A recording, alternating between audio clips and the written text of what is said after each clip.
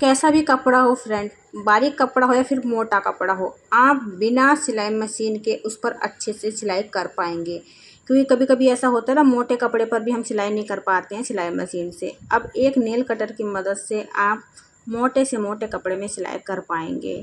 और भी कुछ ऐसी आपके साथ टिप्स शेयर करूँगी आज, जो आपको बहुत ही फ़ायदेमंद लगेंगी। मतलब आपको बहुत ज़्यादा लाभ होगा, कभी ना कभी ये ज़रूरत पड़ी जाती है इन चीज़ों की आपको।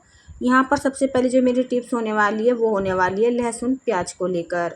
अब प्याज को तो हम छील लेते हैं जैसे तैसे करके, बस थोड़ी सी झल उसमें आती है आँखों में, लेकिन फिर भी वो हम काट भी लेते हैं, छील भी लेते हैं। लेकिन लहसुन को छीलने में टाइम लग जाता है। इस तरीके से हम लहसुन को छीलते हैं तो काफ़ी सारा हमारा टाइम भी लग जाता है। ऊपर से हमारे नाखून में अगर लहसुन लग जाए तो नाखून के अंदर ने घाव हो जाता है, दर्द करता है हमारा नाखून, और हम बाकी सारे कामों को करने में भी परेशानी उठाते हैं। अब ये तो हुआ एक तरीका लहसुन को छीलने का, जो नॉर्मल तरीके से सभी छीलते हैं। लेकिन आपको करना क्या है, लहसुन की कली को बीच से कट कर देना है। 2 भागों में एक कली कट गई है और छिलका इसका पूरा निकल कर आ जाएगा। आपको कुछ भी एफर्ट्स नहीं लगाने हैं, इसमें कुछ भी दिक्कत आपने नहीं होने वाली है। तो ये देखिए कितने अच्छे तरीके से हमारा जो लहसुन है वो छिल जा रहा है। तो ये जो ट्रिक है मेरे को सबसे ज़्यादा पसंद है। आम तौर पे मैं लहसुन को ऐसे ही छीलती हूँ कि ज़्यादा लहसुन अगर छीलना हो तो चलो पानी में भिगो के रख भी दें, लेकिन थोड़े से लहसुन को कौन भिगो के रखेगा। बस झटपट मैं इसी तरीके से लहसुन को छील लेती हूँ। अब नेक्स्ट आइडिया है मेरा नल क्लीनिंग को लेकर। वॉश बेसिन हो या फिर नल हो, इसकी कंडीशन कुछ ऐसी हो जाती है क्योंकि पानी जहाँ पे ज़्यादा खारा होता है वहाँ पर इस तरीके से नल वगैरह हो जाते हैं। अब यहाँ पर देखिए फ्रेंड, ये जो वॉश बेसिन है कभी भी साफ़ नहीं होता। ये अभी भी साफ़ किया हुआ ही था, लेकिन ये कभी साफ़ नहीं हुआ। पता नहीं क्यों, कैसे इस पे निशान थे। मैं बहुत परेशान थी इसे साफ़ कर करके, लेकिन नहीं साफ़ हो रहा था। तो मेरे किचन में एक तो ये रखा हुआ था बेकिंग पाउडर, इसका भी मैं इस्तेमाल नहीं कर रही थी क्योंकि मैं कोई ऐसी रेसिपी नहीं बना पा रही थी जिससे कि मैं इसको यूज करूँ। तो रखा रहता था वैसे ही, सोचा चलो आज इसको भी यूज कर लेते हैं क्लीनिंग में। ये बहुत अच्छे से क्लीनिंग में भी काम आता है। अब यहाँ पर आपको दिख रहे होंगे बबल से कैसे उठ रहे हैं, देखिए बेकिंग पाउडर डालने के बाद। अब बेकिंग पाउडर नहीं है तो सोडा भी आप ले सकते हैं खाने वाला। अब यहाँ पर मेरे को हार्पिक रखा हुआ दिखाई दिया तो मैं यही सोच रही थी कि मतलब इसे कैसे साफ़ करूँ। तो अचानक से ध्यान आया कि जब हम इसे टॉयलेट साफ़ कर सकते हैं तो वॉश बेसिन क्यों नहीं साफ़ कर सकते, क्योंकि वॉश बेसिन और टॉयलेट जो होता है ना एक ही मटेरियल का बना हुआ होता है। तो मैं तो बस पहली बार ट्राई करी थी और पहली बार में ऐसा रिज़ल्ट मिलेगा मैंने सपने में भी नहीं सोचा था।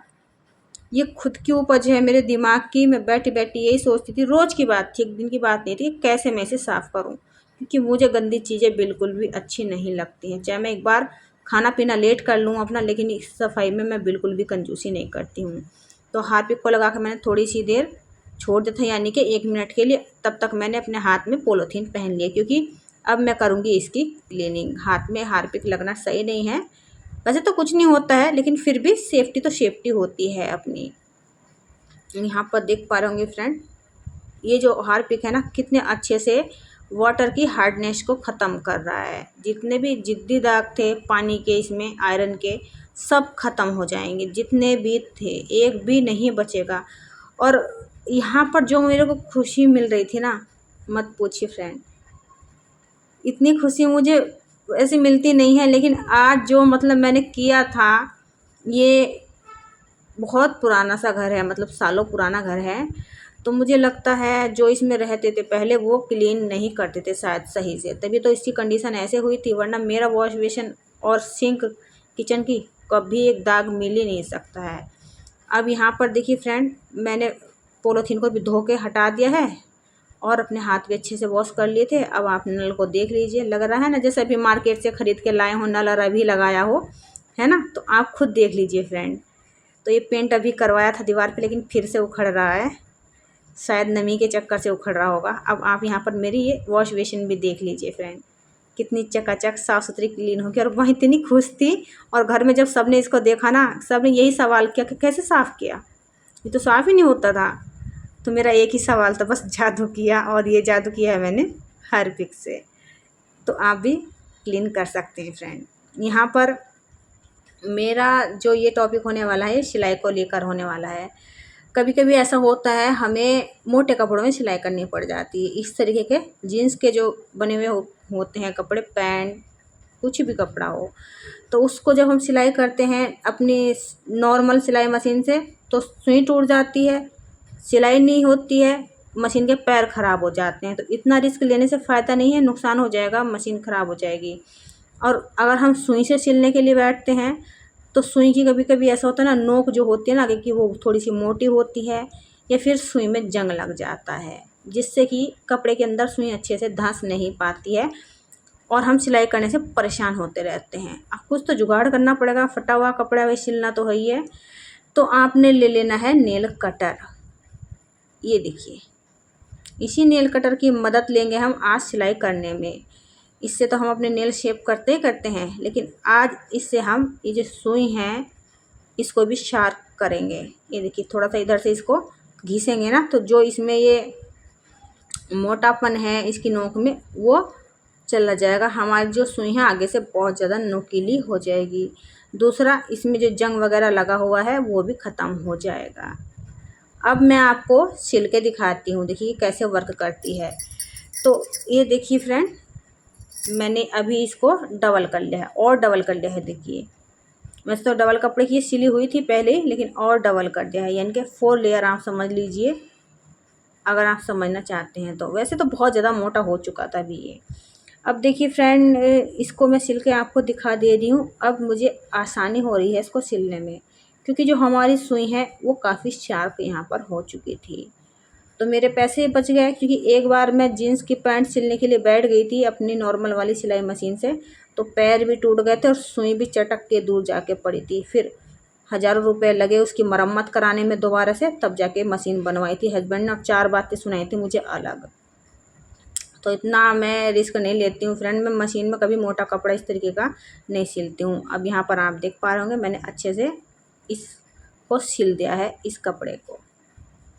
अब जो मेरा नेक्स्ट आइडिया होने वाला है ये होने वाला है लोअर की या किसी भी पैंट की डोरी को लेकर। इस तरीके के लोअर जो आते हैं उसमें ये डोरी लगी हुई आती है। कभी कभी तो ऐसा होता है कि बड़े जो आदमी होते हैं जेंट्स वगैरह, उनके पजामे की डोरी भी निकल जाती है बाई चांस कभी भी। और अगर छोटे बच्चे पहनते हैं तो छोटे बच्चे तो जानबूझ के निकाल देते हैं, क्योंकि बच्चा बच्चा होता है, उसको कोई कुछ कह नहीं सकता, कब क्या कर बैठे कौन जानता है। अब इन सारी दिक्कतों को फेस करना सही नहीं है फ्रेंड, क्योंकि इसकी जो नेफा होता है ये थोड़ा सा पतला सिला जाता है। जहाँ पे डोरी लगी हुई होती है वहाँ पर अच्छे से हम डोरी को सही से सेट नहीं कर पाते हैं, और सेट कर भी पाते हैं, डाल भी पाते हैं तो काफ़ी सारा समय चला जाता है।